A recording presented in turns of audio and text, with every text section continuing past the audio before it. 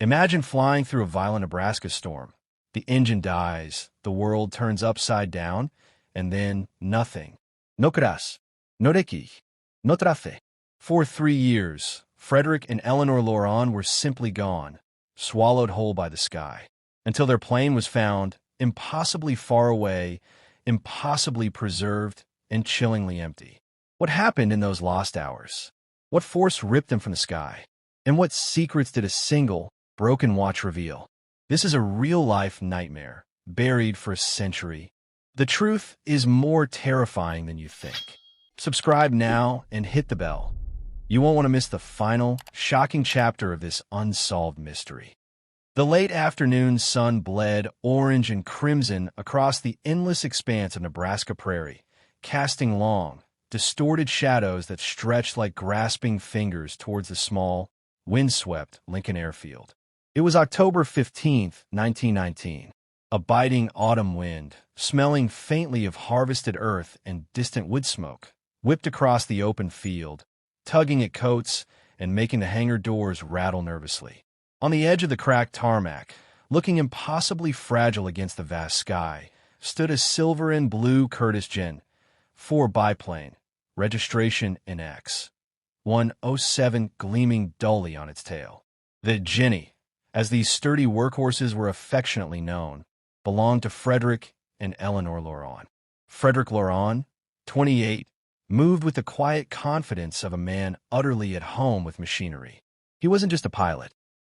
His hands, permanently stained with grease even now, spoke of years as a mechanic, an intimate understanding of every piston, every wire singing within the Jenny's Liberty V8 engine. He ran his fingers along the lower wing's leading edge, a final tactile check, his brow furrowed slightly in concentration. "Fuel pressure solid," he called out, his voice carrying easily over the wind. "Primers charged. Magneto check was clean."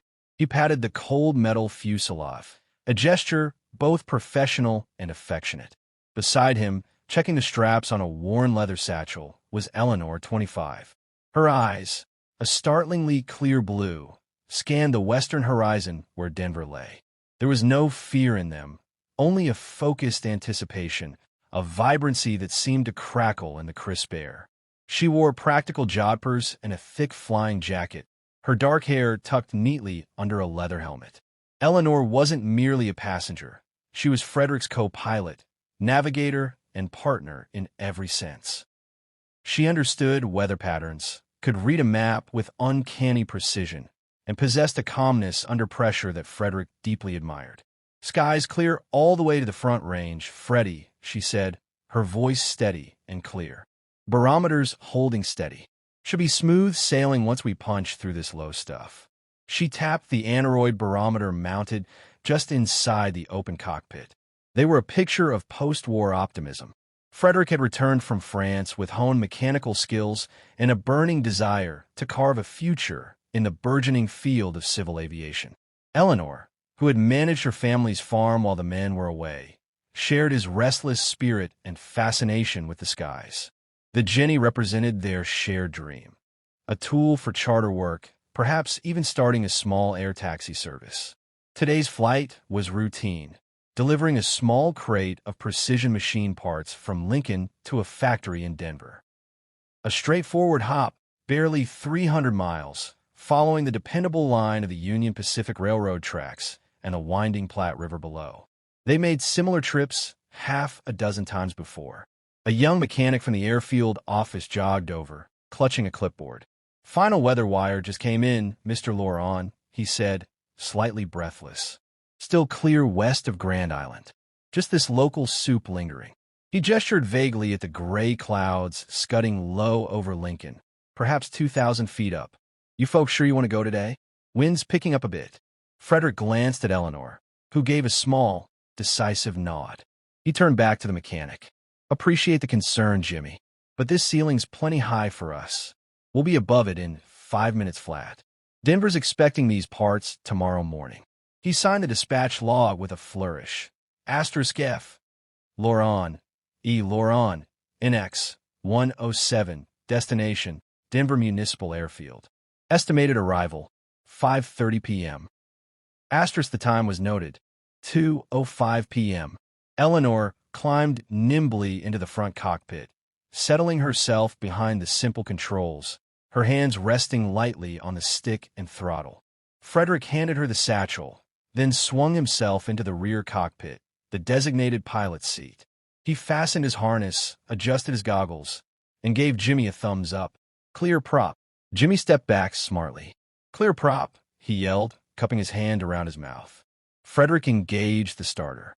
The Liberty engine coughed once, twice, then roared into powerful, rhythmic life. The propeller became a blurred disc, kicking up dust and dry grass. The Jenny trembled, alive and eager. Frederick ran the engine up, checking the magnetos again, listening intently to the smooth song of combustion. Satisfied, he looked forward and caught Eleanor's eye in her rearview mirror. She smiled, a quick, bright flash of confidence. He winked back. At precisely 2:17 p.m., Frederick released the brakes and eased the throttle forward. The Jenny began to roll, bumping slightly over the uneven grass. The wind bit at their exposed skin. Faster and faster, the tail lifting, the wings gathering lift. With a final, gentle pull back on the stick, the wheels left the Nebraska earth. They climbed steadily, the airfield shrinking below, the patchwork quilt of fields spreading out. Jimmy and a couple of other ground crew watched them ascend, shielding their eyes against the low sun. The gray cloud layer swallowed them whole at about 1,800 feet. Inside the cockpit, the world became a muffled, swirling gray. Visibility dropped to barely 100 yards. Frederick kept the climb going, his eyes fixed on the altimeter and the turn-in bank indicator. Bit thicker than I expected, he called forward, his voice raised over the engine's drone and the rush of wind through the struts. Eleanor's voice came back, calm as ever. Shouldn't last long. Another 500 feet should do it. Holding course 090. She was referencing the compass heading for their initial leg, due east briefly before turning southwest towards the Platte River, their aerial highway. They broke into clear, dazzling sunlight at 2,500 feet. Below them stretched an unbroken sea of white cloud, dazzlingly bright. Above, the sky was an infinite, deep blue. The sudden brilliance was momentarily blinding. Frederick blinked, adjusting his goggles. That's better, like flying over heaven's own cotton field. He banked the Jenny gently to the right, beginning the turn onto their southwest heading. Navigator, confirm our landmark? Eleanor was already peering over the side, searching for a gap in the clouds. Looking for the Platte. Should be there. She pointed slightly off to their left. A break in the cloud cover revealed the unmistakable silvery thread of the Platte River, meandering across the brown and gold landscape far below. Right on time, Freddie. Right on course. Frederick adjusted their heading fractionally. The engine hummed contentedly. The Jenny droned on, a tiny, determined speck in the immense sky. They settled into the rhythm of the flight. Eleanor periodically checked her map against the visible landmarks below whenever the clouds parted. Frederick scanned the horizon, the instruments, and the sky around them out of ingrained habit. The world seemed peaceful, predictable. Down below, near the small town of Seward, Nebraska, farmer Harold Dobbs paused in his field, leaning on his hoe. He heard the familiar drone of an airplane engine growing louder. He looked up, squinting against the sun. High above, perhaps 3,000 feet, he saw the silver Jenny emerge from a patch of cloud, sunlight glinting off its wings.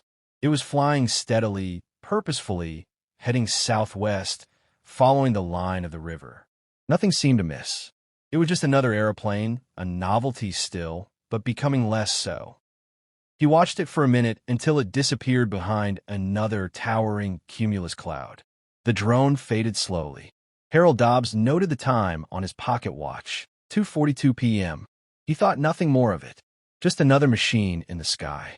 Back in the Jenny, cruising comfortably, Eleanor unfolded a smaller, more detailed map of the western Nebraska sector. We should be approaching Grand Island soon, she called back. Be good to get a solid fix. Grand Island was a key waypoint, Confirming its location would solidify their position before the longer stretch towards North Platte. Frederick nodded, though she couldn't see it. Keep an eye out. Let me know when you spot the town or the rail junction. He glanced at his own instruments. Airspeed steady at 75 miles per hour. Altitude holding at 3,200 feet. Oil pressure and temperature normal. The compass needle held reassuringly on their southwest heading. The fuel gauge showed plenty for the journey ahead. Everything was nominal. Ahead, the cloud cover began to thicken again. Not low stratus this time, but larger, puffier cumulus clouds building upwards, their tops glowing brilliantly white, their bases darker. Some are beginning to tower. Freddie, Eleanor's voice held a new note, a slight edge of caution. Those clouds up ahead look energetic. See how they're building. Frederick peered forward. She was right. The clouds they were approaching weren't the benign flat layer they'd climbed through earlier. These had vertical development. Probably just heat building, he replied, trying to sound more confident than he felt. We'll skirt around the biggest ones. Might get a bit bumpy. He adjusted their heading slightly more southerly, aiming for what looked like a clearer path between two particularly large cloud masses. The sunlight dimmed as they entered the shadow of the first towering cumulus. The air changed. It became abruptly cooler, damper. The smooth drone of the engine was punctuated by the first few bumps of turbulence, jostling the Jenny. Hold! Tight, Ellie! Frederick called, his hands tightening on the controls. The bumps grew sharper. The Jenny shuddered as it hit a pocket of sinking air, dropping suddenly before Frederick could correct. Eleanor gasped, clutching the cockpit combing. Outside the windows, the world dissolved into swirling, opaque gray. They were enveloped, not just below, but all around. Visibility dropped to zero. Frederick focused intensely on his instruments, the altimeter, the turn-in bank, the compass. The compass needle seemed to wobble erratically. Damn magnetic disturbance, he muttered, fighting the bucking controls. Eleanor, altitude, 3,000 feet. Eleanor called back, her voice strained but controlled. Descending slightly. Correcting. Frederick pulled back gently on the stick, trying to regain their lost altitude. The turbulence intensified, shaking the airframe violently. Loose items in the cockpit rattled. Rain began to spatter against the windscreen, quickly turning into a torrential downpour, reducing visibility even within the cloud to near nothing. Lightning flickered somewhere close, illuminating the gray chaos with a terrifying, instantaneous blue-white glare. The thunderclap that followed was immediate, deafening, vibrating through the metal of the plane. St. Elmo's fire, Eleanor yelled. Strange, crackling blue light danced along the wing struts and the edges of the windshield, static electricity discharging violently. The Jenny was being tossed like a leaf in a hurricane. Frederick wrestled with the stick, fighting to keep the wings level. The compass was useless now, spinning wildly. The altimeter was fluctuating wildly. Were they climbing or diving? It was impossible to tell by feel alone in the chaotic maelstrom. Eleanor, can you see anything? Any break? His voice was tight with effort and rising panic. Nothing. Solid gray. It's like being inside a washing machine. Her reply was nearly lost in another shattering peal of thunder and the roar of the rain and wind. The engine coughed. Just once. A terrifying sound. Frederick's eyes darted to the tachometer. The RPMs dipped, then steadied. Asterisk fuel? Carburetor ice? Asterisk his mind raced through emergency procedures even as he fought the controls. Suddenly, a monstrous downdraft slammed into them. The Jenny plummeted. Frederick hauled back on the stick with all his strength, but the force was overwhelming. The altimeter unwound sickeningly. 2,500, 2,000, 1,500 feet. The gray outside the windows seemed to darken further. Were they about to break free? Or were they being driven inexorably toward the unseen ground? The engine coughed again, longer this time. The RPMs dropped significantly. A warning bell clanged in Frederick's mind, louder than the storm. Eleanor, brace! Brace! His shout was swallowed by the storm's fury and the rising scream of wind through the wires. The gray world outside the cockpit windows seemed to convulse one final time. And then silence. Not peaceful silence, but an abrupt, terrible cessation. The droning roar of the Liberty engine cut out completely. The buffeting turbulence ceased as if a switch had been flipped. For one horrifying, weightless second, there was only the whistle of wind and the pounding of their own hearts. Then impact. A terrible, grinding, shrieking sound of metal and wood meeting immovable earth with catastrophic force. A final, deafening crunch echoed through the sudden stillness, followed by an unnatural quiet, broken only by the hiss of steam and the pattering of rain on torn fabric. The silver and blue Jenny, NX 107, and Frederick and Eleanor Loran vanished from the sky over Nebraska at approximately 3:05 p.m. on October 15, 1919. The vast, indifferent prairie held its breath. Above, the storm clouds rolled on, revealing nothing. The silence that followed the Jenny's violent impact wasn't truly silent. It was a thick, oppressive blanket muffling smaller, more terrible sounds. The final tink of cooling metal, the slow drip-drip of leaking fluids on a torn earth, the faint moan of stressed wood settling. Inside the shattered cockpit, dust motes danced in a single shaft of weak, storm-filtered light that pierced the gloom. Frederick Loran groaned. A sound scraped raw from his throat. Pain, bright and overwhelming, exploded from his left leg pinned beneath twisted control linkages. His head throbbed, vision swimming. Eleanor. His voice was a cracked whisper, swallowed by the wreckage. Ellie, answer me. Panic, colder than the rain now seeping through the torn fuselage, clawed at his chest. He strained against the wreckage, trapping him, gritting his teeth against the agony in his leg. The front cockpit. It was crushed inward, a tangle of splintered wood and torn fabric. He couldn't see her. Eleanor. Outside, the Nebraska prairie offered no comfort. Rain lashed the broken wings, pooled in the deep gouges torn into the soft earth by the plane's skidding impact. The storm, having delivered its violence, rumbled eastward, leaving behind a bruised twilight and an unnatural quiet broken only by the wind sighing through the tall, wet grass. No headlights approached across the vast, empty fields. No voices called out. They were utterly alone. Frederick's desperate cries faded into the gathering darkness, unanswered. Hours bled into a cold, wet night.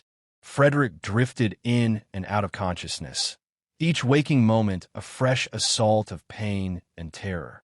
He shivered violently, shock and exposure setting in. Water dripped steadily onto his neck. He tried again to shift the metal pinning his leg, crying out as white-hot agony lanced through him. Asterisk, think, Freddy. Think. Asterisk, he fumbled blindly in the wreckage near his seat, fingers closing over the cold metal of a heavy wrench. Maybe he could lever himself free? He wedged it, strained with all his fading strength. Metal shrieked, but barely moved. Exhausted, he slumped back, the wrench clattering from his grasp. Where was Eleanor? The thought was a physical ache worse than his leg. Had she been thrown clear? Was she lying injured somewhere out there in the dark, rain-soaked wilderness? The silence pressed in, suffocating. Dawn crept in, gray and sodden, revealing the full, grim extent of the crash site. The Jenny lay like a broken insect, nose buried in the soft earth of a shallow depression, tail tilted grotesquely skyward. One wing was sheared off completely, lying 50 yards away. The other was folded back over the fuselage. Frederick, trapped and half-conscious, watched the light grow, his hope dwindling with every passing minute of utter isolation. His throat was parched, his leg a constant, sickening throb. He tried calling out again, his voice a feeble rasp. Only the indifferent wind replied. October 16th, 1919. Denver reported the Lawrence overdue. Worried telegrams flew between families in Lincoln and Denver. The Lincoln airfield manager, Jim Henderson, paced his office. They should have been in yesterday evening. Even with that storm, they should have landed somewhere. He contacted airports along the route. Grand Island, North Platte, Cheyenne. Nothing. No Ginny and X-107 had landed. By midday, the Aeronautics Branch in Washington was alerted. A search was initiated.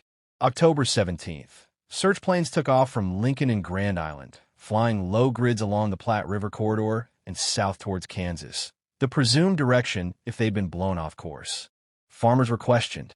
Harold Dobbs near Seward reported seeing the silver Ginny heading southwest around 2:42 p.m. on the 15th, seemingly fine. That was the last confirmed sighting. Ground parties scoured likely areas near the river. They found nothing. No smoke plume, no debris, no disturbed earth. The vastness of the prairies swallowed their efforts whole. The search expanded, day after day, covering hundreds of square miles. Newspapers picked up the story. Young pilot couple lost in storm. Sky swallows local flyers. Hope, initially high, began to fade like the autumn leaves. October 25th. The official search was scaled back. The Aeronautics Branch investigator, a weary man named Harrison, summarized the bleak findings. No wreckage located. No signals reported. No evidence of a landing at any alternate field. Given the fuel endurance of the Curtiss Gen 4 and the elapsed time, the aircraft is presumed to have gone down in an unrecoverable location, likely during the severe storm system of October 15th. Pilot and passenger presumed deceased. Cause: undetermined, likely weather-related. The report was filed. Grief settled heavily over the Loran and Eleanor families. A memorial service was held in Lincoln. Their dreams, like their plane, seemed vanished without a trace.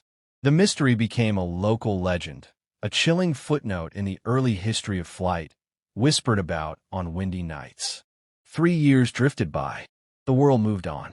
The roar of newer, faster planes filled the skies.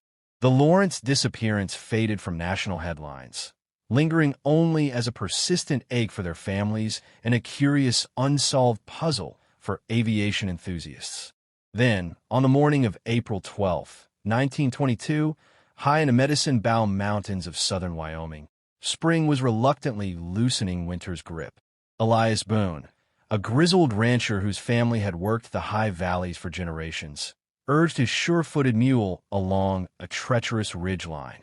He was checking fence lines after the heavy snowmelt, a task requiring patience and a sharp eye. The air was thin and bitingly cold, the silence profound, broken only by the crunch of snow under the mule's hooves and the distant cry of a hawk. He paused near a stand of ancient, wind-bent pines at the head of a steep, avalanche-prone ravine called Devil's Gulch. Meltwater trickled down the rocky slopes. Something caught his eye, not rock, not snow-laden pine branch. A color, a dull, weathered silver blue, stark against the white snow and dark rock. He squinted, dismounting carefully. He took a few cautious steps down the unstable slope, his boots sinking into the wet snow. His breath caught in his throat. Nestled against the base of a massive granite outcrop, partially buried by drifted snow and concealed by fallen timber, lay the broken skeleton of an airplane. One shattered wing, fabric mostly torn away, jutted upwards like a broken bone. The tail section, remarkably intact, was tilted at an angle. And there, on the vertical stabilizer, though faded and scarred, the registration was still faintly legible. An X-1-0-7. Boone froze. He knew the stories, the vanished couple from Nebraska. But this was impossible. The Medicine Bows?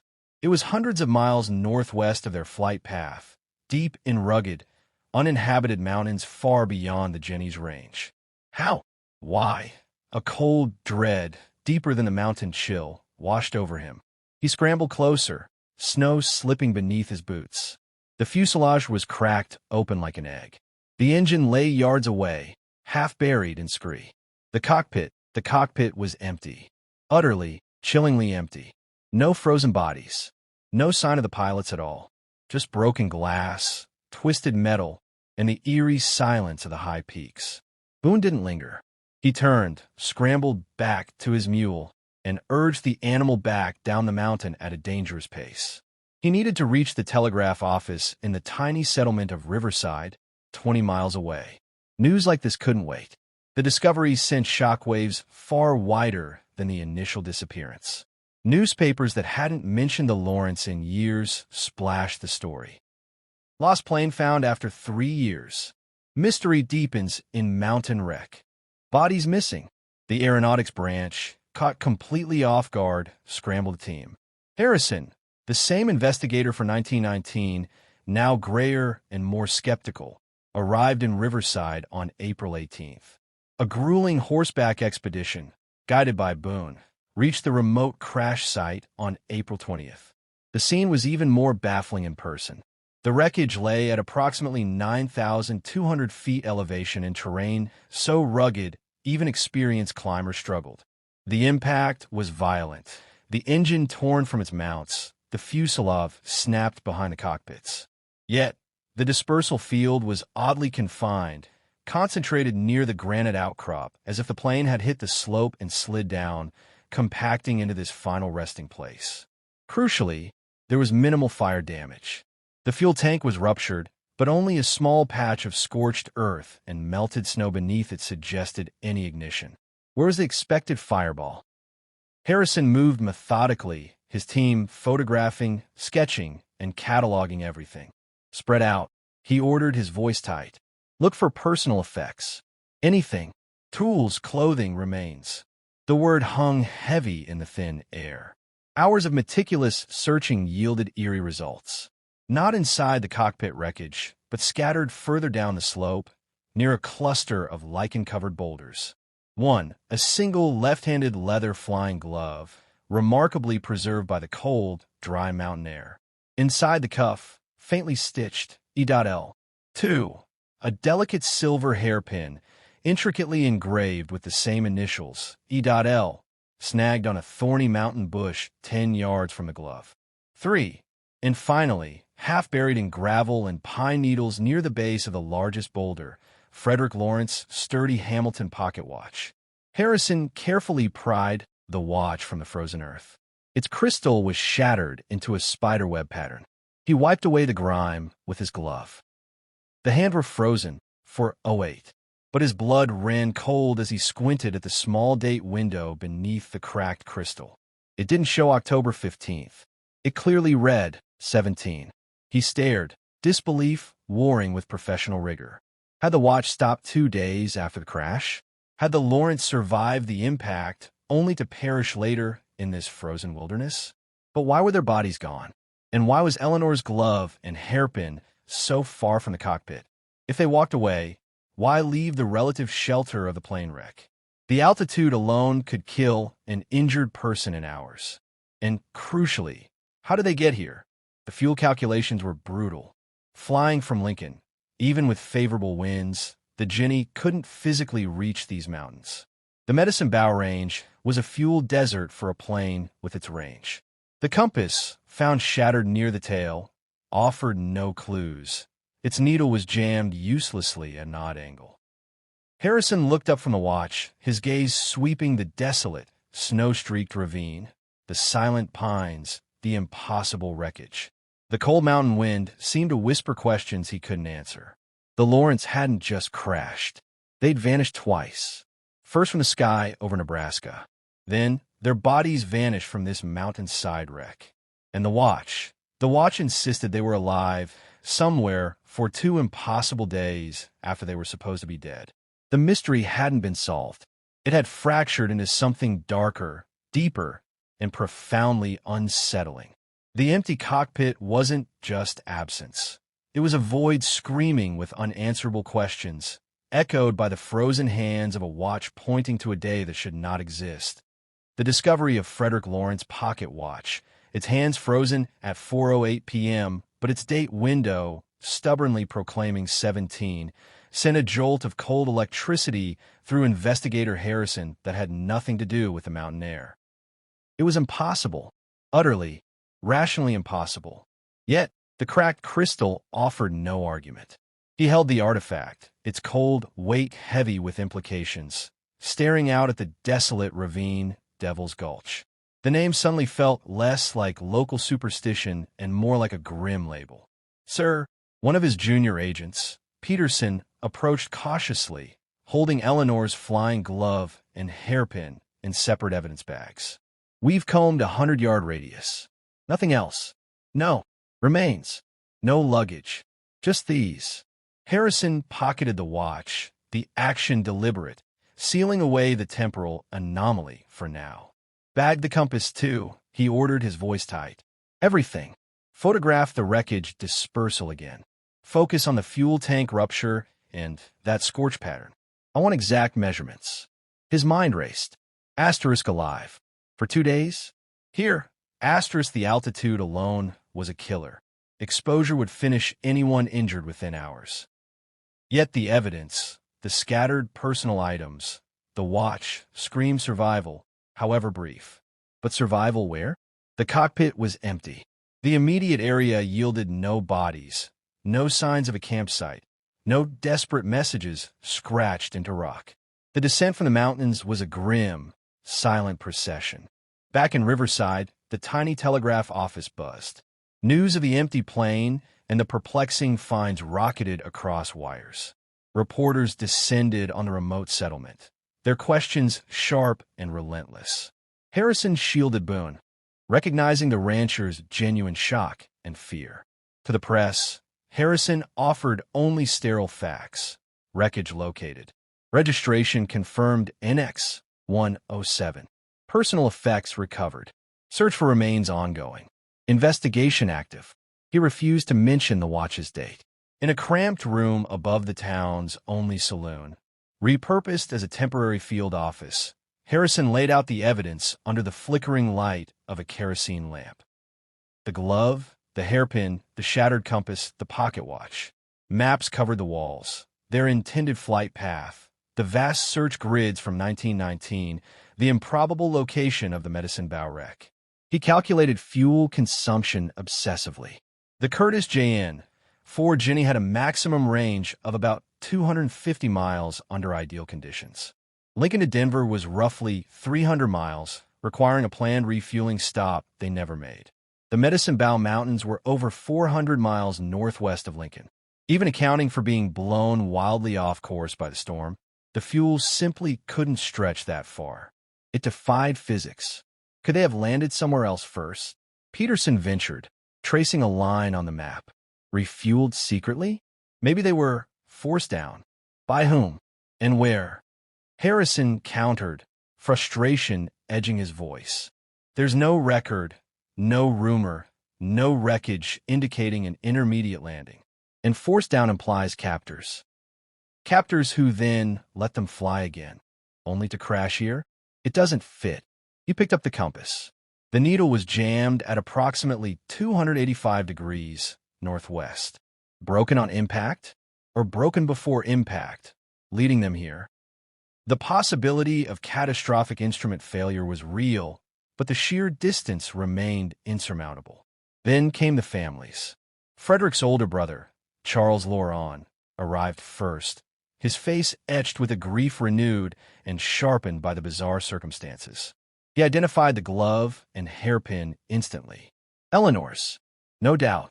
She had that pin specially made. His hand trembled as he held the evidence bag. When Harrison, with careful gravity, produced the pocket watch, Charles paled. That's Freddie's. His 21st birthday present from our father. Harrison pointed silently to the date window. Charles stared, uncomprehending, then his eyes widened. October 17th? But that can't be. The crash. The storm was the 15th. I know, Harrison said quietly. We need to consider the possibility, however remote, that they survived the initial impact in Nebraska. That they flew on. Charles laughed, a harsh, brittle sound. Survived? In what? The plane was found here, Harrison. Smashed to pieces on a mountain. How could they fly this? He gestured wildly at the map. It's madness. Eleanor's sister, Margaret Vance, arrived the next day. She was quieter, more contained, but her eyes held a deep, haunted sorrow. She confirmed the identification of Eleanor's effects. When shown the watch and its impossible date, she didn't react with disbelief like Charles. Instead, a strange, chilling certainty settled over her features. She knew, Margaret whispered, staring at the hairpin. Eleanor, she always had a sense, a feeling about things. The night before they left, she was restless, not scared but watchful. She told me, Maggie, if anything unexpected happens, look in the blue atlas, the one on my desk. I thought she meant navigation charts. I didn't understand. Harrison's pulse quickened. Do you still have this atlas, Mrs. Vance? It's in her old room in Lincoln. Father couldn't bear to clear it out. Harrison dispatched Peterson immediately to Lincoln via the fastest available train. The wait was agonizing. Harrison continued his investigation, interviewing Boone again, meticulously documenting the wreckage site photos, poring over weather reports from October 1919.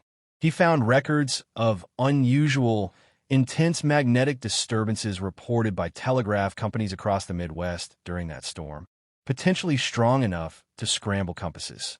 What could explain this? The sheer distance? The missing bodies?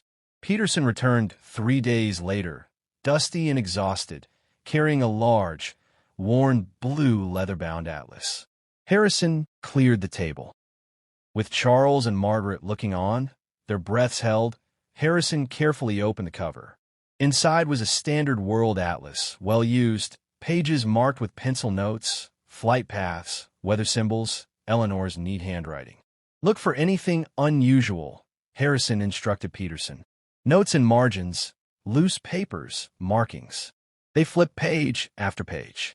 North America, the United States, Nebraska, Colorado, Wyoming. Nothing stood out. Then, as Harrison carefully turned to the section covering the Rocky Mountains, near the Wyoming-Colorado border, he felt it.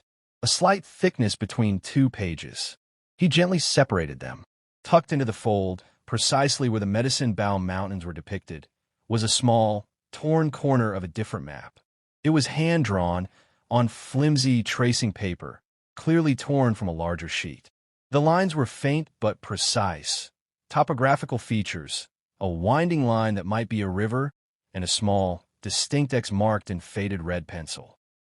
Near the X, written in Eleanor's unmistakable hand, was a single word. Sanctuary? But it was the fragment's edge that stopped Harrison's heart.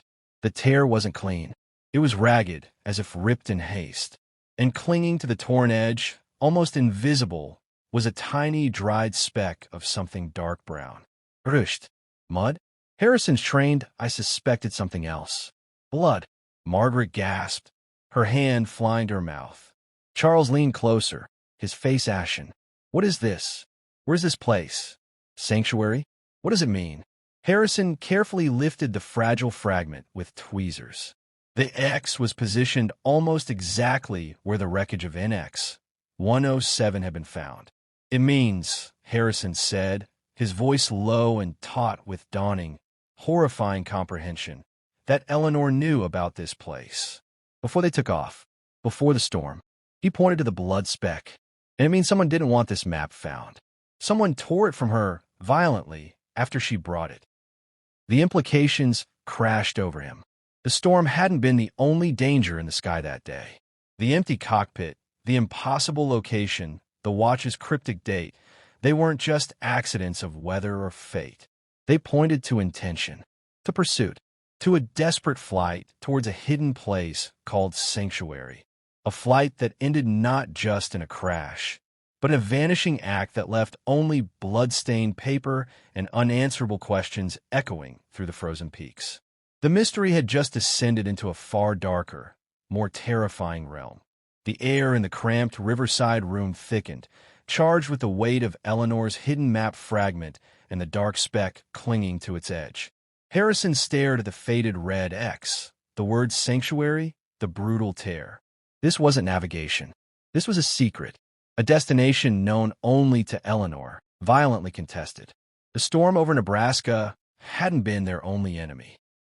Someone was after them, Harrison stated, the words landing like stones. Someone who knew about this place. Someone who tore this map from Eleanor, likely during or just after the crash in Nebraska. He pointed to the blood. This wasn't an accident. It was a pursuit. They were running here. Charles Lawrence, face hardened, grief transmuting into fury. Who? Why? Was this sanctuary? Margaret Vance trembled. Eleanor, she never spoke of it. But she was always curious, always digging into old stories, local legends, mining tales, even strange disappearances out west. Father thought it was just a hobby. Harrison's mind raced, connecting impossible dots. The fuel, the distance. It was impossible, unless they didn't fly directly from Lincoln. He grabbed a fresh map, tracing a new line. Suppose they did survive the initial crash in Nebraska. Suppose they managed some repairs, enough to get airborne again. But instead of heading for help, they fled northwest. Towards this, he tapped the Medicine Bow X, driven by whoever attacked them. Desperate to reach this sanctuary, they pushed the damaged Jenny far beyond its limits, guided by that broken compass or sheer will, until the mountains stopped them. Peterson frowned, but the wreckage showed a violent impact, sir, consistent with a crash, not a controlled landing gone wrong. And the bodies vanished again? Exactly, Harrison said, a chill settling in his bones. The crash here wasn't the end. It was another chapter. Whoever chased them from Nebraska, they caught up. Here, at Devil's Gulch. The next morning, April 25, 1922, Harrison led a larger, heavily armed expedition back to the wreck site. This wasn't just recovery, it was a hunt. He focused not on the plane, but on the ground around the scattered personal effects and the cluster of boulders near Eleanor's glove. Peterson, scouring the scree slope below the boulders, gave a sharp whistle. Partially buried, camouflaged by pine needles and gravel, lay 3 spent .45 caliber brass shell casings. Military issue, not from Frederick's known sidearm. Harrison bagged them silently. Evidence of a fight. Then, near the shattered cockpit, Harrison noticed something previously overlooked in the focus on the empty seats. A section of the control cable running from the rudder pedals up into the fuselage. It wasn't severed by the crash impact. The cut was too clean, too precise, diagonal, made by wire cutters. Sabotage, done before the Nebraska flight, or during the frantic repairs after the first crash. It explained the loss of control in the storm, the violent descent. Someone had ensured they wouldn't escape easily. But the most chilling discovery came from Elias Boone. While the agents worked, the rancher, unnerved but determined, explored the base of the massive granite outcrop the wreckage lay against. He found a narrow fissure in the rock, partially obscured by snowmelt debris and a fallen pine. Brushing it away, he revealed not natural stone, but weathered, rough-cut timber beams reinforcing the opening. A mine entrance. Old, very old. Above it, carved deep into the granite, were symbols. A crude circle bisected by a jagged line, and below it, an inverted triangle. Harrison photographed them, a sense of profound dread coiling in his gut. Sanctuary? Harrison ordered lanterns lit. The entrance was low, barely 5 feet high, exhaling a breath of stale, icy air. The tunnel beyond sloped steeply downwards into utter blackness. Harrison, pistol drawn, led the way, Peterson close behind, beams of light cutting through the oppressive gloom. The tunnel walls were shored up with ancient, groaning timbers. The floor was uneven rock and packed earth. They hadn't gone 50 yards when the beam of Harrison's lantern caught it. A single, fresh boot print in the thin layer of dust near the wall. Size 10, distinct tread pattern, not belonging to any member of their party. Harrison's blood ran cold. Fresh, someone had been here very recently. Hello, Harrison called, his voice echoing unnaturally down the shaft. Federal agents. Identify yourself. Only silence answered, thick and menacing. They pressed on, the tunnel twisting deeper. The air grew colder, damper. The beam of Harrison's lantern suddenly illuminated a side chamber. Its entrance partially collapsed. Inside, scattered on the dirt floor, were signs of a desperate, recent struggle. A torn piece of dark woolen fabric snagged on a splintered timber. A few crumbs of hardtack. And a small, empty brass cartridge case, identical to those found outside. .45 caliber. Peterson shone his light upwards. Sir, look. Scratched into the rock above the chamber entrance, faint but deliberate, were two sets of initials, F.L and *E.L. Asterisk, enclosed in a rough heart. A message, a sign they were here, alive after the mountain crash. Hope, fragile and terrifying, flared in Harrison's chest. Suddenly, from further down the main tunnel, a sound echoed, a sharp, metallic clang, like a rock kicked against metal. Then, running footsteps, receding rapidly into the depths. After him, Harrison yelled, surging forward. Peterson followed, their lantern beams jerking wildly as they sprinted down the treacherous slope. The tunnel opened into a wider, natural cavern. Stalactites dripped icy water. In the center, half submerged in an inky black pool fed by a trickle from the cavern wall, lay the rusted remains of an old cart. And there, disappearing into another tunnel entrance on the far side of the cavern, was the flicker of a moving light and a shadowy figure. Stop! Federal agents! Harrison bellowed, raising his pistol. The figure whirled. The lantern they carried was flung violently towards the black pool. It shattered on the rocks, kerosene spilling, igniting with a sudden whoosh of flame that illuminated the cavern in a hellish, dancing light. For a split second, Harrison saw the man's face, gaunt, bearded, eyes wide with a feral panic, wearing a dark, woolen coat missing a piece near the shoulder. Then, the figure raised an arm. Muzzle flash erupted, blinding in the sudden darkness as the flames died quickly, starved of fuel. A bullet whined past Harrison's ear, ricocheting off the cavern wall with a spark. Harrison and Peterson returned fire, the deafening reports echoing like cannon blasts in a confined space. The shadowy figure stumbled, cried out, a guttural sound of pain and rage, and vanished into the side tunnel. They rushed forward, but at the tunnel entrance, Harrison stopped Peterson with an arm. The sound wasn't just echoes. It was a deep, groaning rumble coming from above. Dust began to sift down from the cavern ceiling. He shot the supports. Harrison realized horror dawning. He's bringing the mountain down. The groaning intensified. A large stalactite snapped free, crashing into the black pool with a huge splash. Rocks began to fall from the ceiling. Out! Now! Harrison roared, shoving Peterson back towards the entrance tunnel. They turned and ran, scrambling back up the slope as the cavern behind them dissolved into chaos. The rumble became a roar. Rocks pounded down, sealing the tunnel they'd just chased the shooter into, then collapsing the cavern entrance behind them. Dust billowed up the tunnel, choking them. Timbers splintered like matchsticks. The earth itself seemed to be convulsing. They barely made it back to the main tunnel junction as the collapse thundered past, sealing the entire lower section of the mine with a final, settling crash that shook the ground beneath their feet. Dust filled the air, thick and blinding. Harrison coughed, leaning against the shuddering wall, his ears ringing. The silence that followed was absolute and suffocating. The way to the cavern, to the side chamber with the initials, to the shooter, all buried under hundreds of tons of rock. Gasping for air, Harrison's lantern beam, miraculously intact, fell on something lying in the dirt near his boot, half buried in the fresh fall of dust and small rocks. He bent down, his hand trembling. It was Frederick Lawrence's Hamilton pocket watch. The shattered crystal, the hands frozen at 4:08.